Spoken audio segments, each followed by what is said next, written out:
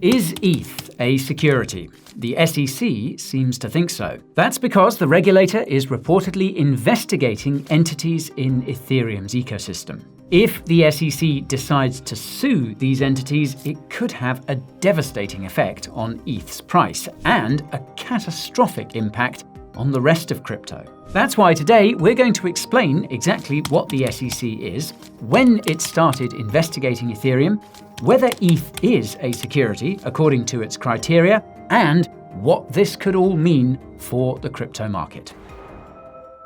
The Securities and Exchange Commission, or SEC, is a US regulator that's tasked with creating and enforcing laws related to assets it considers to be securities. Now, securities include things like stocks, bonds, and yes, even some cryptocurrencies. The SEC considers an asset to be a security if it meets the 4 criteria of the Howey test. These criteria are an investment of money in a common enterprise with an expectation of profit coming from the efforts of a third party. So, in plain English, an asset is a security if you buy it using money, if its price action is the same for everyone who bought it, if everyone who bought is expecting a profit, and if this expectation of profit is coming from an individual or an institution.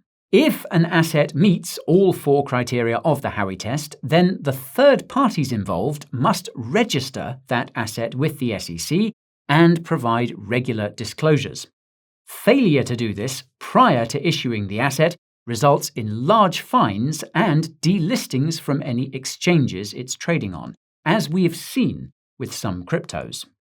Now, obviously, almost every single cryptocurrency meets the first 3 criteria of the Howey test. You buy them using money, their price action is the same for everyone, and everyone is expecting to make a profit. So, it's ultimately the 4th criterion that therefore determines whether or not a crypto is a security.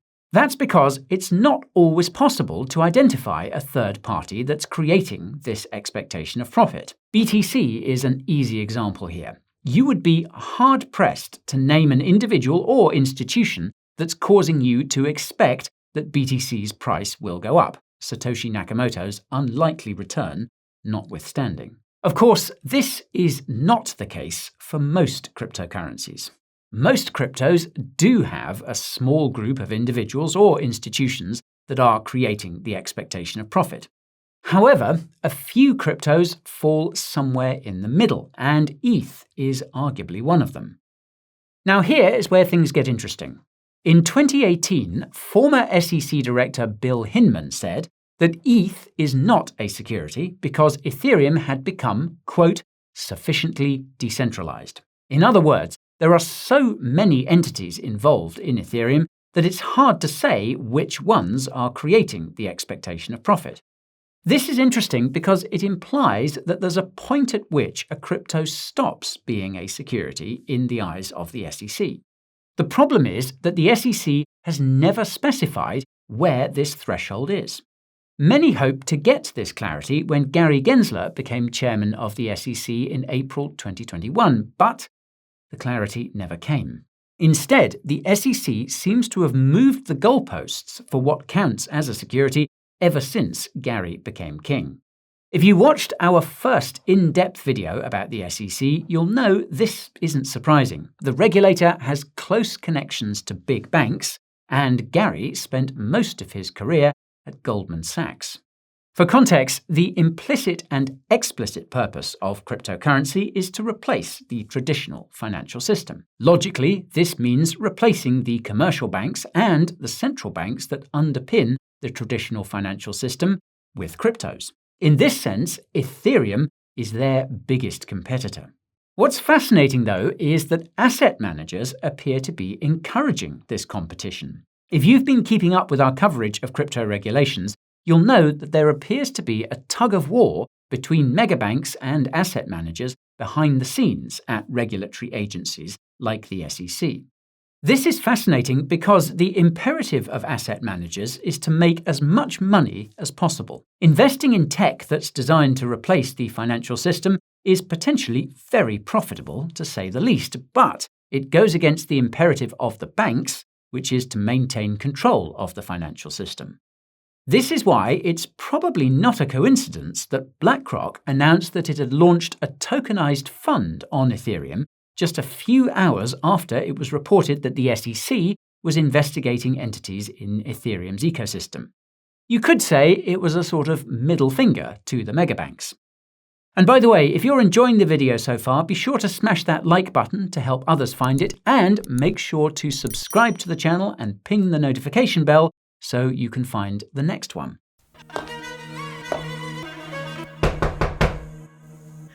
Get in here!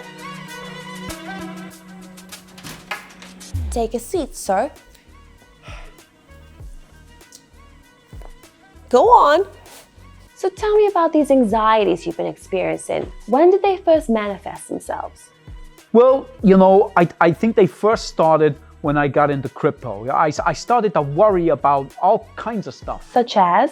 Well, I became anxious that I was spending, way too much on exchange fees. Like every time I made a trade, boom, more precious crypto gone.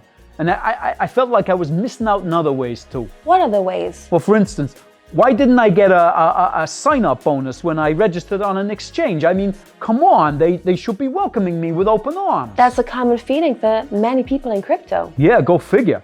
And I kept getting told to buy a hardware wallet to keep my crypto safe, but, some of those things ain't cheap, huh? I mean, what's a guy to do? Well, there's a cure for those concerns. You mean medication? No, I mean like the Coin Bureau deals page. It has trading fee discounts on top crypto exchanges. It offers sign-up bonuses of up to $60,000, and it has discounts on the best hardware wallets too. You mean I just go to the Coin Bureau deals page and I'm cured? Yeah, absolutely. Just head down using the link down below. Okay, I'm on my way. Now, in case it wasn't clear enough, the SEC's investigation of entities in Ethereum's ecosystem is significant because it foreshadows a lawsuit wherein the SEC alleges that ETH is a security and that these entities therefore broke securities laws. The result would be an enormous fine and delistings from US exchanges. To be clear, the SEC has not sued any entities in Ethereum's ecosystem, at least not yet. It's possible that the investigation will turn up empty-handed and that no lawsuit will be filed. However, it is safe to assume that the SEC wouldn't have begun investigating if it didn't believe there was something to find. This means that there is a risk that the SEC will sue at some point. Knowing how, why, and when this could happen requires understanding how the SEC's lawsuits work. Fortunately, the SEC's December 2020 lawsuit against Ripple and its executives gives us the info we need. If you watched our first video about the SEC's lawsuit against Ripple & Co., you may recall that there are 3 stages to an SEC lawsuit. The first stage is called pre-Wells. This is where the SEC reaches out to the entities it believes could have violated securities laws. We'll come back to the other stages later, by the way. Now, the pre-Wells period does not have a fixed timeframe. This means that the SEC has likely been probing Ethereum's ecosystem for much longer than a month. This is what some people believe, given that the Ethereum Foundation had hinted that an investigation was occurring late last month. Similarly, other people believe that the SEC has been probing Ethereum's ecosystem since Ethereum transitioned from proof of work to proof of stake in September 2022. Some of you might remember that Gary said proof of stake cryptos are securities on the same day as the merge. Probably not a coincidence. However, our research suggests that the SEC didn't begin investigating Ethereum until after the Shapella upgrade in April of last year. So, to refresh your memory, the Shapella upgrade made it possible for Ethereum validators to claim ETH staking rewards and unstake their ETH. This is more significant than you think. You see, even though Ethereum had transitioned from proof of work to proof of stake in September 2022, ETH's status as an asset did not change at that time. That's simply because its qualities as an asset were still identical to the proof-of-work ETH, which the SEC had said was not a security in 2018. After the Shapella upgrade, however, ETH's qualities as an asset did change, because now it could actually be unstaked and earn a yield. Prior to Shapella, all of that staking and yield only existed on paper. After Shapella, it went into practice, and that meant the SEC's previous comments about ETH no longer applied. More importantly, it meant that Gary's own comments about ETH no longer applied. Some of you will know that Gary himself had said that ETH was not a security prior to his joining the SEC. Now, while some believe these clips will protect ETH in the event of a crackdown, they're technically not about the same ETH. Now consider that the SEC expanded its crypto unit one day before the Shapella upgrade. Consider that the SEC announced its largest whistleblower award ever less than a month later. Consider that the Ethereum Foundation sold a large amount of ETH the day after the whistleblower award was announced. Now, this could all be a coincidence, but it raises an eyebrow, and it raises both eyebrows when you consider what some of Ethereum's co-founders had been doing and saying around that time. For example, Joe Lubin said that ETH was not a security last February, seemingly out of the blue. This reminded us of similar comments made by Ripple's executives shortly before the SEC came knocking on their door. Similarly, Anthony Diorio's last tweet was made in June last year. Lo and behold, it was about securities laws. To be fair, these comments were likely a reference to the SEC's lawsuits against Coinbase and Binance, which alleged that many cryptos similar to ETH were securities. In any case, the key takeaways here are that the SEC has likely been investigating the entities behind Ethereum since at least last April. This is because April 2023 was when ETH's status as an asset changed. That made it possible for the SEC to entertain the idea of an Ethereum lawsuit without fear of the case being thrown out. So, this begs the question of why the SEC believes that ETH is a security, or rather, what it would argue in a potential lawsuit. Once again, history seems to have the answers, specifically the SEC's lawsuits against Coinbase and Binance last summer. If you watched our summary of the Binance lawsuit, you'll know that almost all the cryptos the SEC noted as being securities had the same things in common. They were originally launched via ICO, and a portion of the initial supply was allocated to insiders, be they the team, company, or foundation. The crypto project was promoted by the team, company, or foundation. The team, company, and/or foundation had overlapping personnel. The coin or token could be staked to earn a yield. The coin or token had a burning mechanism designed to create deflationary tokenomics that increases its price. Now, as we mentioned in that video, all these criteria could be applied to ETH. It was originally launched via an ICO. A portion of ETH's initial supply was allocated to the Ethereum Foundation and the team. ETH was likely promoted by the team and the foundation, according to the SEC's definition of promotion. Now, if you're unfamiliar with the SEC's definition of promotion, it means saying or doing anything that could even be remotely interpreted as promotion. To put things into perspective, the SEC literally thinks that posting rocket emojis counts as promotion. Anyways, some of Ethereum's founders, notably Vitalik Buterin, were once members of the Ethereum Foundation. ETH can be staked to earn a yield, and a portion of all ETH transaction fees are burned, creating deflationary tokenomics designed to increase ETH's price.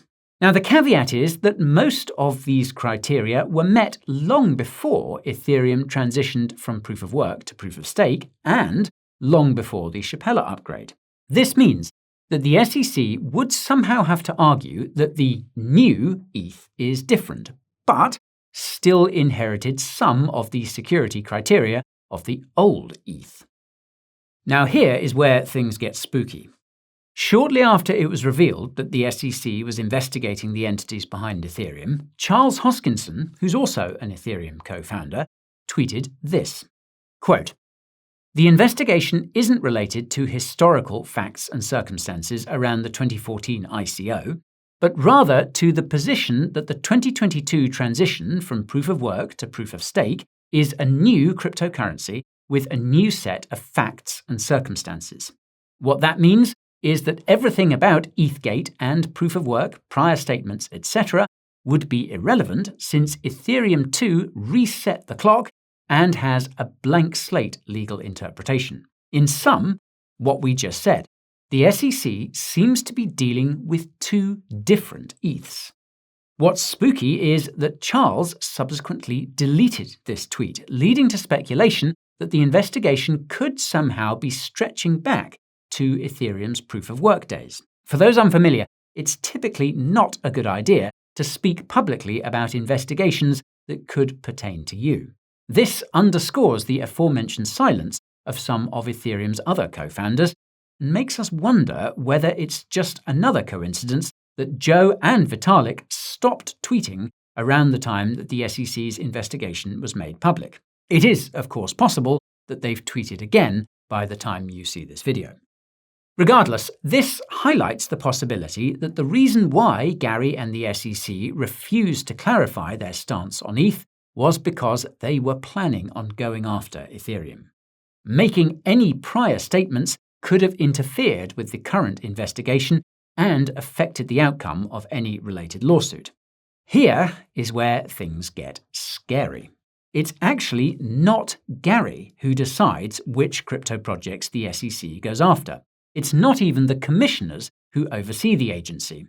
If it were, then this investigation wouldn't be happening because 3 of the 5 commissioners appear to be pro-crypto. If you look at any of the lawsuits that the SEC has made against crypto projects in the past, you'll notice they all have something in common. They were all initiated by the SEC's Division of Enforcement, which is not led by Gary, but by another apparently anti-crypto regulator, Gurbir Grewal. If Gurbir Grewal sounds familiar, that's because we actually summarized one of his hearings back in 2022. In retrospect, this is surprising because even we didn't fully understand the significance of his position at the time. As you can imagine, we tried to find all the info we could about Gurbir for this video. That's just because he will probably be the one who decides on whether or not to move forward with a lawsuit once the initial investigation into Ethereum is over. What we found was terrifying, and not for the reasons you'd think. In short, Gurbir doesn't seem to know much about cryptocurrency. In fact, Gurbir seems to be overwhelmed by how complex the SEC is, so much so that he's frequently contacting other people within the agency for advice. He revealed this in an interview last June, by the way. Newsflash, but this suggests that Gurbir doesn't understand crypto or how to regulate it effectively. Case in point, the SEC admitted that it had made an error in one of its crypto lawsuits last December. Despite this, Gurbir revealed in an interview last November that the SEC plans to double down on its crypto crackdowns in 2024. Believe it or not, but he said that people are losing trust in regulators like the SEC, and he seems to think that the solution to restoring this trust is to increase enforcement efforts. Now consider that the SEC asked for more funding to crack down on crypto the day before it was revealed that it was investigating entities in Ethereum's ecosystem. Probably just another coincidence. In all seriousness, Gurbir doesn't buy the idea that crypto needs to be regulated differently from anything else. When you combine this fact with everything else we've discussed so far, you get what looks like a pretty good chance that the SEC will try to sue the entities behind Ethereum. And this ties into the 3 stages of SEC lawsuits. So, to recap, the first stage is pre-Wells, which is essentially the investigation phase that Ethereum is in now. I'll repeat that this stage has no set time limit, and note that this applies in both directions. The pre-Wells investigation phase could last for months or even years. Time does not seem to be on Ethereum's side, however. That's because Gurbir revealed in that interview last June that the SEC is actively trying to shorten the pre-Wells period.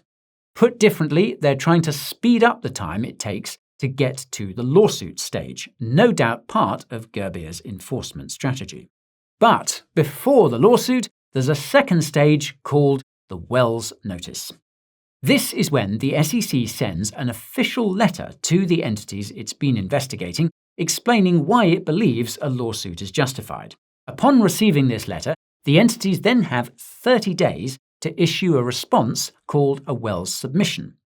The Wells submission is basically a rebuttal of the arguments in the Wells Notice and is intended to convince the SEC not to move forward with the lawsuit. The catch is that the SEC proceeds with a lawsuit in 80% of the cases where it issues a Wells Notice. Statistically speaking, a lawsuit is very likely at that point. Now, at the time of shooting, the Ethereum entities that the SEC is investigating have not been handed a Wells Notice. Although this is something that individuals and institutions often try to keep under wraps, in this case, chances are that the information would leak that a Wells Notice had been issued. If it does come out that the SEC has issued a Wells Notice to entities behind Ethereum, well, then ETH's price would probably crash, as investors would know that there's an 80% chance that a lawsuit is coming, regardless of the response. Other cryptos that the SEC noted as being securities would crash too. It's easy to forget that the SEC hasn't officially gone after those other cryptos either. From the SEC's perspective, it probably doesn't have to if it can successfully crack down on ETH. That's because it would become clear to everyone that no crypto is safe from the SEC except BTC, just like Gary has been saying. So, this brings me to the big question, and that's what all this means for the crypto market. The answer is long enough to create another video, but we'll try to keep it short as this video is already getting pretty lengthy. So, right now, the SEC's scrutiny of the entities behind Ethereum means nothing because there's no lawsuit. In theory, the SEC's scrutiny of the entities behind Ethereum could lower the chance of a spot Ethereum ETF being approved. In reality, there were already more technical factors at play that made this unlikely. Never mind the fact that the SEC's enforcement division doesn't decide which ETFs get approved. On that note, all that matters right now is how the SEC's enforcement division will proceed in its investigation. As we learned, it looks like there's a high chance that Gerbier will push for an enforcement action given his explicitly stated goal of regulating the crypto industry by enforcement even more. So, the question there is when, and this is something we couldn't find any information about. We couldn't even find any coincidences. Jokes aside, there are two possible answers here. The first is that the SEC could launch an enforcement action before the final spot Ethereum ETF decision dates in late May. Again, though, it seems unlikely that the SEC would go to the effort of launching an enforcement action against Ethereum just to stop a spot Ethereum ETF approval. Then again, the fact that the regulator is fundamentally tasked with protecting the megabanks could make it a worthwhile endeavor. The second possible window for an enforcement action against Ethereum is closer to the November election. This might sound silly until you realize that people like Gary and Gerbier are themselves fundamentally politically motivated. They want to keep climbing the rungs of government power. As a fun fact, Gary's endgame is reportedly to become the Secretary of the Treasury, a position currently held by everyone's least favourite bird-like human being, Janet Yellen. Given this fact, it's possible that Gerbier's endgame is to get Gary's position as SEC chair. It would certainly explain his enforcement focus. Now, for reference, Janet's term will end early next year. That is probably when Gary would throw his hat in the ring to ascend to the even higher throne at the Treasury, and when Gerbier would try to seize the throne at the SEC. With politicians deciding these appointments, pre-election is their chance to get noticed by them. When it comes to appeasing anti-crypto politicians, there's nothing that would get Gerbier noticed more than cracking down on the second largest cryptocurrency. And there's no doubt that Gary would ensure that his name is included on the press release, just like it was in the SEC's lawsuit against Coinbase. But this all assumes that anti-crypto politicians will continue to reign supreme in Congress, which is by no means guaranteed. Even so, that probably won't stop Gary and Gerbier from doubling down in case their side of the aisle wins. You probably don't need us to tell you which side is anti-crypto in the US, by the way. So, put together, this all paints a bleak picture for ETH and the rest of the crypto market in the coming months, something that coincidentally is consistent with the Q2 correction we discussed in a recent video. What we did not discuss, though, is the possibility of an SEC lawsuit against Ethereum, which would be a real tail risk. Besides the fact that it could result in ETH being delisted from crypto exchanges, the impact it would have on ETH's price could cause an implosion in Ethereum's DeFi ecosystem, which has levered up on all sorts of liquid staked and liquid restaked tokens. The silver lining is that the bombshell ruling that sales of XRP on exchanges did not constitute securities offerings could minimize the number of delistings ETH would experience in the United States. Still, the understanding that the SEC sees ETH as a security could also scare crypto exchanges into delisting everything but BTC, which would be truly unprecedented. The only thing that would stop that would be if the SEC's cases against Coinbase and Binance are thrown out, which doesn't seem very likely anymore. The biggest loser in all of this, however, would be the United States, as the crypto industry would likely leave the country entirely, particularly if the SEC somehow manages to win any lawsuit it might bring against Ethereum. This is something we won't be able to assess until a lawsuit is revealed. So, let's hope it doesn't get to that. And that's all for today's video, folks, so if you found it informative, smash that like button to let us know. If you want to stay informed, be sure to subscribe to the channel and ping that notification bell, and if you want to help inform others about the SEC's potential crackdown on ETH, then share this video with them. Okay, thank you all so much for watching, and I'll see you in the next one. This is Guy, signing off.